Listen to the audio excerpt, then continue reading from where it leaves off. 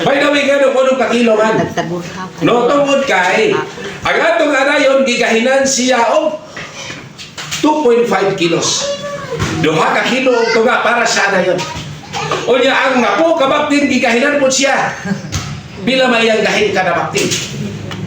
0.35. O sa mga 0.35 kilo, 350 grams. No? Di ba ako sa kilo, 1,000 grams man?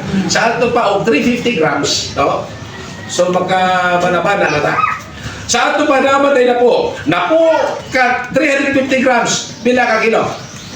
Ha? Na po ka 0.35 kilo, bila ka kilo? Na po man, tulog ka kilo to nga. Tulog ka kilo to nga. 3.5 kilos. Sa ato pa, requirement sa baktin 3.5 kilos plus anayon nga 2.5 kilos, pila tanan? 6. Uno po, nag-uno mag-ihatag. No? Buti pasabot, naglawag ta sa anayon, dili kay anayon ra nga itong gilawgan. Diapil na ito bahinang mga baktin. So, no?